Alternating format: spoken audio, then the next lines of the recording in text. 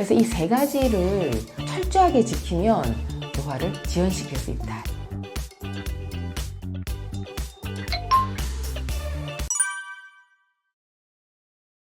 세 가지를 먼저 말씀드리면요. 소식, 그리고 운동, 그리고 체온 조절입니다. 일단 적게 먹으라고 하는 것이 제가 이제 주장하는 바인데요. 적게 먹으면 어떤 게 좋으냐면 소화가 굉장히 잘 돼요. 그리고 굉장히 활발하게 이제 소화작용이 되는 걸 볼 수 있고요. 그리고 몸이 일단 가벼워요. 적게 먹으면. 그리고 혈액이 맑아져요. 그러니까 이제 거꾸로 얘기하면 많이 먹으면 혈액이 탁해진다는 얘기죠. 그리고 이제 우리가 노화를 촉진하는 것이 활성산소잖아요. 그런데 적게 먹으면 먹는 것을 소화시키는데 활성산소가 이제 많이 생기거든요. 적게 먹으면 활성산소가 적게 생기죠. 그래서 노화를 느리게 해준다는 거고요. 두 번째, 많이 움직이는 건데 제가 이제 많이 움직인다고 하니까 굉장히 운동 많이 하는 거라고 생각을 하시더라고요. 운동을 많이 하는 게 아니고 많이 움직이는 거예요. 그냥 뭐 많이 걷는다거나 많이 활동을 한다거나 이런 걸 말씀드리는 건데, 이렇게 많이 움직이면 일단 관절이 굉장히 유연해요. 그리고 근육이 이제 쉬지 않죠. 그리고 대사순환이 좋아지고 그래서 노화를 지연하게 됩니다. 적정 체온을 유지하는 걸 말씀드렸는데, 이 적정 체온을 유지한다는 것이 몸을 좀 따뜻하게 유지한다는 거하고 같은 얘기예요. 체온이 1도가 내려가면 면역력이 30% 감소됩니다. 근데 이 이제 적정 체온을 항상 유지하고 몸을 따뜻하게 유지하는 것이 면역력을 높여주는 것도 있고요. 그리고 자율신경계의 대사를 제대로 활성화시킨다는 의미도 있고요. 혈액순환도 잘 되고요. 당연히 신진대사는 굉장히 원활하게 되죠. 그래서 이 세 가지를 철저하게 지키면 노화를 지연시킬 수 있다. 이렇게 볼 수 있습니다. 얼마나 적게 먹느냐 이렇게 질문하시는 환자분들도 많아요. 쉽게 생각하시면요. 배부르지 않게 먹는다. 배고프게 먹는다는 좀 힘들다면, 저는 사실 약간 배고픈 듯하게 먹어라 하고 얘기를 하는데 그거 힘들다고 하세요. 그러면 배부르지 않게 먹는 건 하실 수 있잖아요. 그죠? 그래서 배부르기 전에 숟가락 놓으시면 적게 먹는 겁니다. 제가 이제 한의원이 광화문에 있다 보니까 그 주위에 있는 직장인들이 굉장히 많이 이제 오는 편인데요. 직장인들이 늘 물어봐요. 시간이 없다고. 제가 출퇴근하고 나서 집에 가면 뻗어서 자요.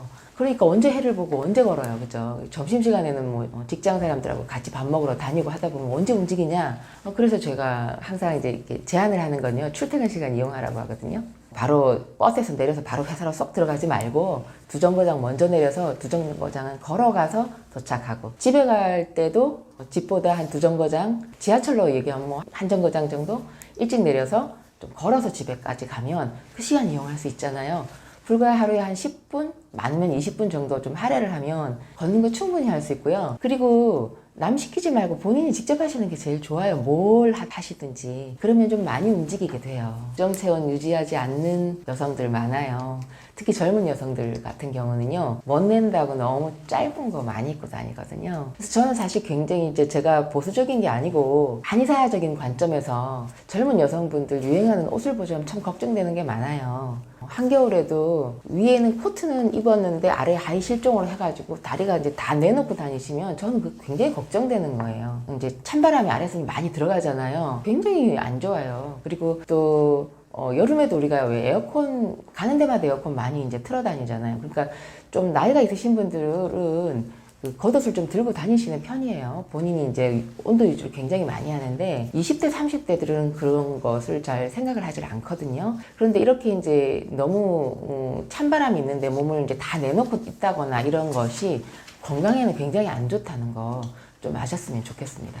요즘 아아가 뭐 유행한 지 한참 됐는데요. 심지어는 겨울에도 아이스 듬뿍 넣어가지고 찬 걸 계속 드시는 분들 많습니다. 예전에 제가 이제 같이 일했던 간호사 중에 이 아아를 굉장히 좋아하는 아가씨가 있었어요. 근데 이 아가씨가 여드름이 굉장히 심했거든요. 얼굴에 여드름이 너무 심해가지고 저한테도 이제 그 원장님 저는 여드름 좀 이거 어떻게 좀 했으면 좋겠어요 하는데, 습관이 아이스 아메리카노를 겨울에도 먹는 거예요. 그리고 심지어는 이렇게 물도 항상 얼음 넣어서 먹고, 본인이 이제 속이 막 더워서 그렇다고는 하는데 이게 이제 굉장히 체온을 계속 내리게 하거든요. 그래서 제가 여드름 고치려면 얼음 꼭 빼야 된다.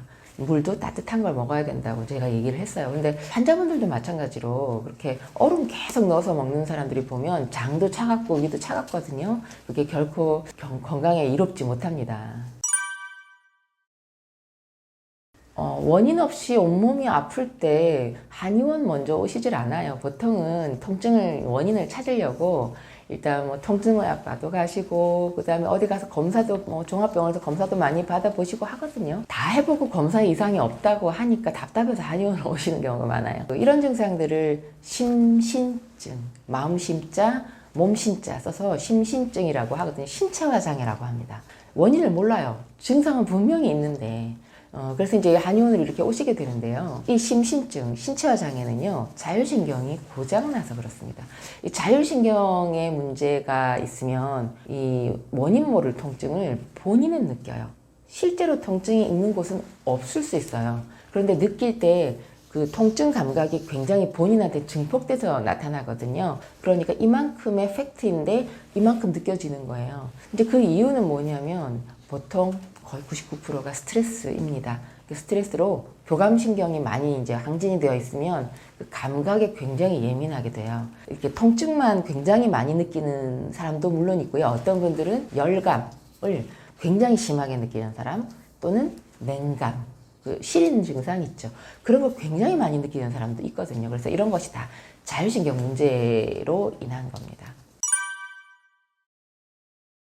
전 세 가지를 좀 지키시라고 말씀을 드려요. 일단 물을 좀 많이 드시라고 해요.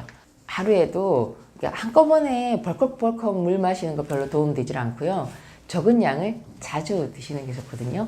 이렇게 물을 계속 공급을 해주면 혈의 흐름이 좋아집니다. 이제 혈관을 흐르고 있는 물의 점도가 이제 진해지면 대사순환이 안 좋아져요. 그러니까 이 점도를 묽게 하려면 물을 좀 자주자주 많이 마셔주는 것이 좋으니까 혈액의 흐름을 도와주기 위해서도 물을 많이 마셔라. 그러면 신진대사가 좋아지고 또 림프순환이 좋아지고요.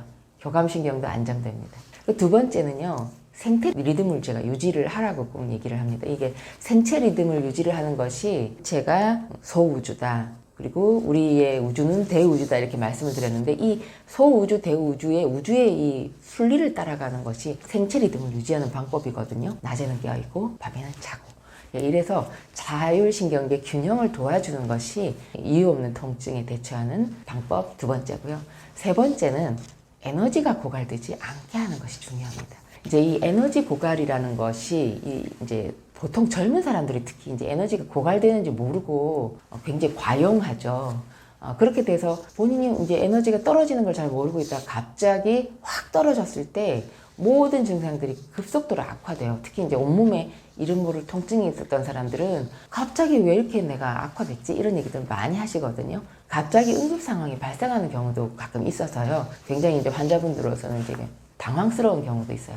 근데 이 세 가지는요, 몸을 수승화강을 이루도록 치료를 이제 합니다. 수승화강이라는 것은 상체는 시원하고 배하고 하체는 따뜻하게 만드는 건강한 신체 순환 상태거든요.